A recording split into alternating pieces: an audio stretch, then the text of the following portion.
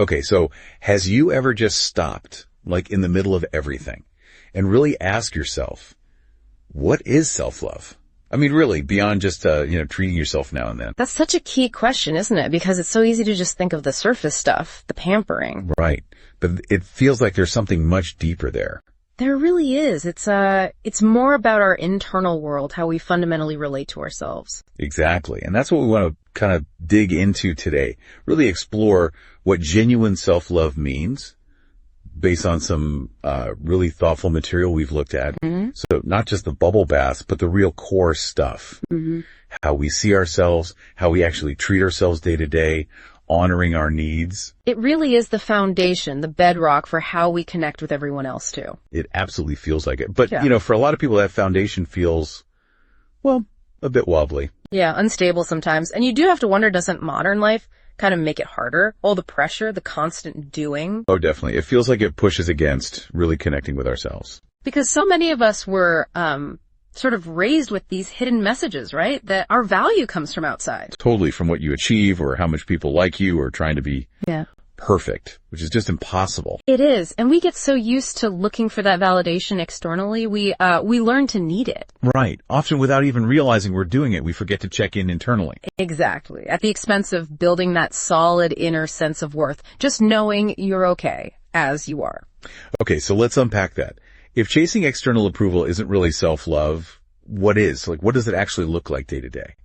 Well, the big shift, I think, is understanding it's not about becoming some flawless, ideal version of you. It's about embracing the real you. The real me, flaws and all. Flaws and all. And your strengths too, of course. It's about being honest, seeing yourself clearly with compassion, and showing up for yourself consistently. Showing up for yourself. I like that. But okay, let's get practical. Life is demanding. Yeah. Work, family, just everything. How do you start prioritizing this when you feel completely swamped? Yeah, that's the million-dollar question, isn't it? Often the most powerful first step is, believe it or not, just slowing down. Slowing down. Easier said than done sometimes. Oh, I know. But even just pausing, taking a few really deep breaths, creating just a tiny bit of space to ask yourself, okay, what do I actually need right now? And what might the answer be? It could be anything, really. Maybe it is just rest, or maybe getting up and moving your body for 5 minutes, or doing something creative, even briefly. Maybe reaching out to connect with someone supportive. So it's about listening, tuning into those signals from your body, your heart. Precisely. We get so good at ignoring those signals, just pushing through. This is about learning to listen again. Okay, tuning in. That makes sense. What else? What's another layer to this? Well, a huge one is your inner dialogue. You know, that voice inside your head. How does it actually talk to you? Uh-oh. Sometimes. Not very nicely. Yeah, for many of us, it's pretty critical, isn't it? It's about noticing that first and then consciously trying to shift it towards self-compassion. So, like, instead of, I'm so stupid for making that mistake. Exactly. Try something like, okay, that didn't go as planned. What can I learn here? Or, I'm human. I make mistakes. It's okay. Basically talking to yourself like you'd talk to a friend you care about. That's such a good point. We'd never be that harsh with a friend. Rarely, right. So why do we do it to ourselves? Good question.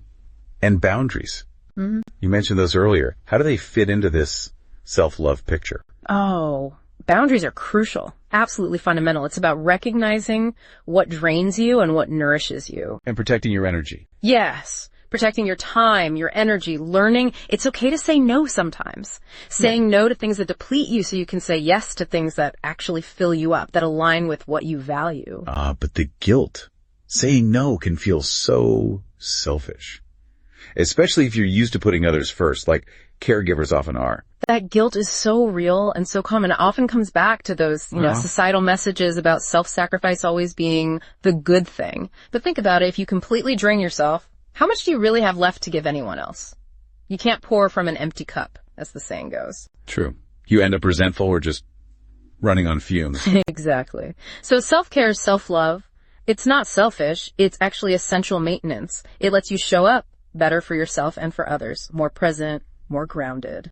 So it really is about building that solid inner support system, like creating a safe harbor inside yourself. That's a great way to put it. Nurturing yourself from the inside out. It's an ongoing thing. An ongoing practice. Okay, so what kind of daily practices can help strengthen that inner support?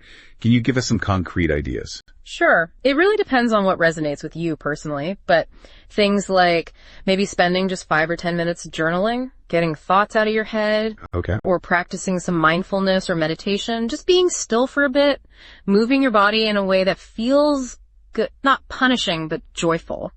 Or even just stepping outside, getting some fresh air, connecting with nature for a few minutes. Simple things, really? Often, yes. The key is that they feel replenishing to you, like you're making little deposits into your own well-being bank account. I like that analogy. And you also brought up gratitude earlier. How does focusing on gratitude help with self-love? Seems a bit indirect. Well, it's about shifting your focus, you know. Yeah. Our brains are often wired to notice what's wrong, what's missing. Intentionally focusing on what you're grateful for kind of rewires that a bit. How so? Try it. Just like every day, maybe before bed, jot down 3 things, big or small, that you genuinely appreciate. It could be sunshine, a nice cup of coffee, a kind word someone said. Okay. Doing that consistently helps you see the abundance that is already there in your life.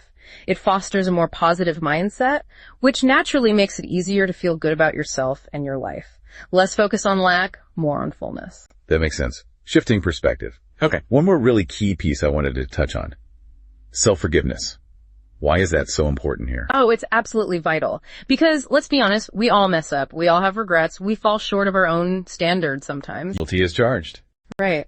And if you hold on to all that guilt, that shame, those should-haves, it just weighs you down. It keeps you stuck in the past. Like carrying heavy baggage. Exactly. Self-forgiveness is about choosing to put that baggage down. It's acknowledging, okay, I did the best I could with what I knew then. It's not excusing it necessarily, but it's releasing the self-blame. And choosing compassion instead. Yes. Choosing to learn from it and move forward with kindness towards yourself.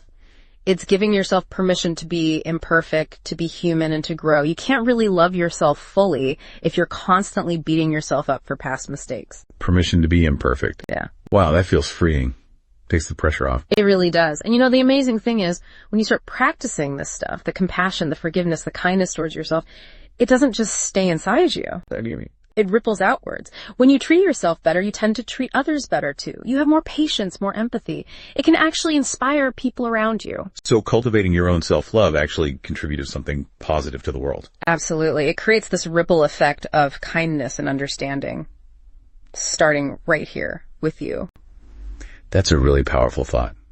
Okay, so as we wrap up this deep dive, thinking about everything we've discussed, if someone listening wants to take just one small step today, what would you suggest?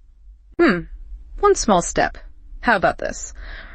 Right now, or whenever you have a quiet moment today, just gently place a hand over your heart. Okay. Take one slow, deep breath in.